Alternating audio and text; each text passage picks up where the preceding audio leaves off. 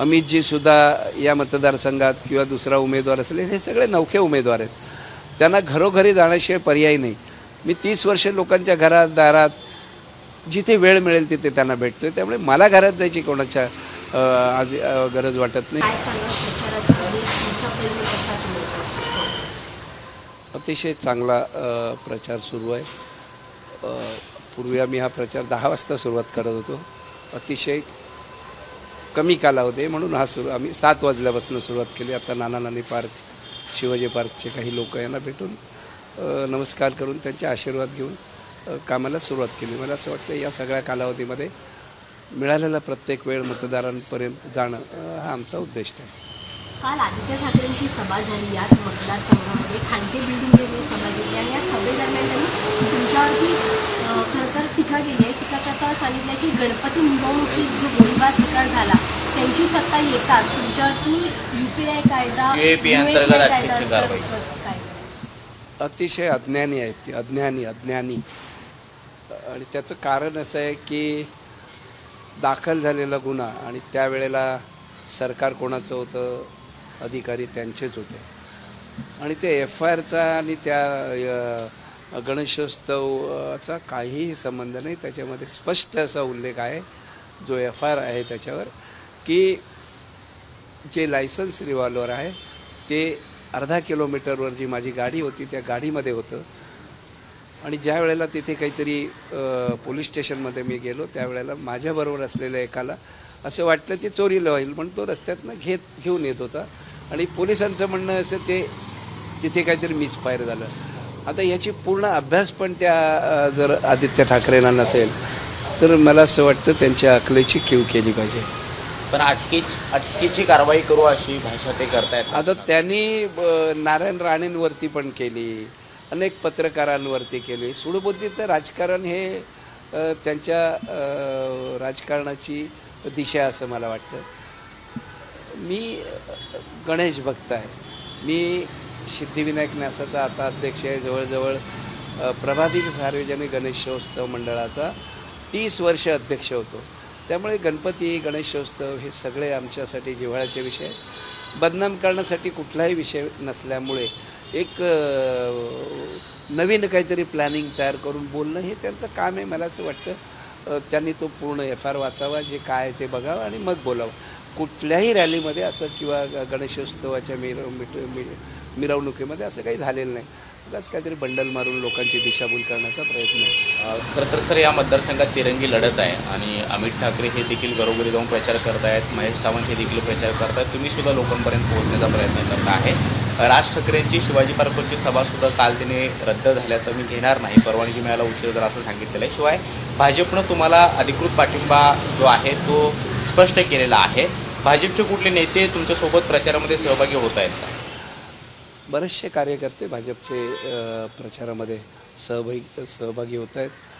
महायुती म्हणून मी उमेदवार आहे आणि महायुतीचा उमेदवाराचा प्रचार करण्यासाठी शिवसेना, भारतीय जनता पक्ष, राष्ट्रवादी, RPI सगळेच कार्यकर्ते तुम्ही बघितलं असतात की उत्साहाने त्या सगळ्या मिरवणुकांमध्ये भाग घेतात. मी आत्तापर्यंत 6 ते 7 निवडणुका लढवल्या.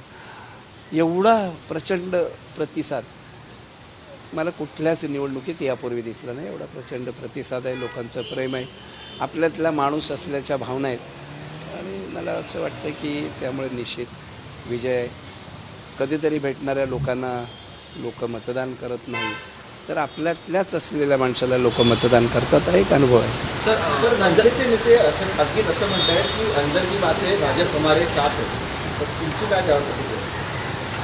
नाही बघा, अंदर की बात करायचा प्रत्येकाला अधिकार आहे, पण महायुती म्हणून सर्वच कार्यकर्ते हे बरोबर आहेत, काम करत आहेत. मी त्या सगळ्यांचं मनापासून आभार व्यक्त करतो आहे. परिश्रम करत आहेत, मेहनत करत आहेत. कोणीतरी एखादा म्हणायला अंदर की बात आहे आणि म्हणून त्याच्यावरती मी काही टिप्पणी करणं योग्य वाटत नाही. धोरण म्हणून भाजप, शिवसेना, राष्ट्रवादी आणि RPI हे आम्ही सगळे एकत्र येऊन महायुतीचा उमेदवार म्हणून प्रचार करतो. भाजपची 100% मदत होईल? 100% होते ना. आता सगळेच कार्यकर्ते आहेत, भाजपचे कार्यकर्ते किंवा पदाधिकारी का नाहीत, सगळेच जे ज्येष्ठ नेते ते वेगवेगळ्या मतदारसंघामध्ये उमेदवार आहेत. शेवटचा कालावधी एवढा कमी आहे तर कोणीतरी आमच्या मिरवणुकीमध्ये येऊन 2 तास 3 तास काढावेत अशी आत्ताची स्थिती नाही. प्रत्येकाला आपला मतदारसंघ महत्त्वाचा आहे आणि निवडून येणं महत्त्वाचं आहे. सर, तुमच्याच पक्षाचे खासदार रवींद्र वायकर यांना तर दिलासा मिळाला आहे. जोगेश्वर भूखंड प्रकरणातून त्यांना तर दिलासा मिळाला असून संपूर्ण ज्या गोष्टी होत्या त्या मागे घेण्यात.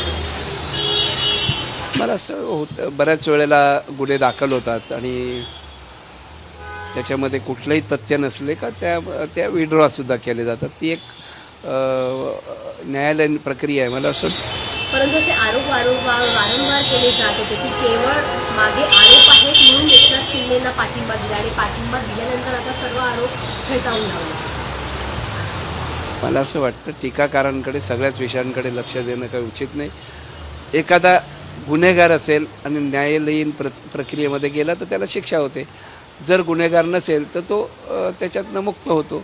एक न्यायालयीन प्रक्रिया आहे. मला असं वाटतं त्याचं स्वागत केलं पाहिजे आपण. सर, सज्जाद मोमानी जे मुस्लिम लीगचे अध्यक्ष आहेत त्यांनी थेट म्हटलं की महाविकास आघाडी वंचित सपा या पक्षांना किंवा मग अपक्ष पक्षांना पाठिंबा द्या, आपण भाजप किंवा भाजपसोबत असलेल्या पक्षांना मतदान करू नका. या घटनेकडे कसं बघतं ते स्वतः देवेंद्र फडणवीस यांनी खडकवासला हे संपूर्ण भाषण जे त्यांच्या भाषणाच्या वेळी संपूर्ण क्लिप ऐकून दाखवली. सर्व देशाचे जे राज्याचे किंवा देशामधले प्रमुख पक्ष आहेत ह्यांच्या पक्षाचे प्रमुखच अशा प्रकारचे धोरणं जाहीर करतात आणि तो त्या प्रत्येकाला अधिकार आहे. मला असं वाटतं कोणीतरी धोरण एखादं जाहीर केलं त्याच्यावर मी टीका करणं त्यापेक्षा त्या पक्षाचे प्रमुख आहेत त्यांनी केलेली त्यांची धोरणं आहेत. आपण त्या बाबतीत न बोललेलं बरं. सुरुवातीला अमित ठाकरे हे मैदानात असल्यामुळे उद्धव ठाकरे यांच्या परिवारातलं कोणी प्रचारासाठी येईल का याबद्दल शंका व्यक्त केली जात होती. मात्र आपण बघतोय की काल शेवटच्या टप्प्यामध्ये अखेर आदित्य ठाकरे हे प्रचार सभेत उतरलेले आहेत. प्रचार सभा देखील त्यांनी महेश सावंत यांना दिली आहे.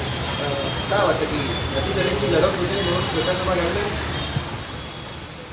मला असं वाटतं त्यानं एक कळून चुकलं आहे की आपला म्हणजे उभाटाचा पराभव हा निश्चित आहे. त्याच्यातनं काही मार्ग काढता येतो काय यासाठी त्यांची धडपड सुरू आहे.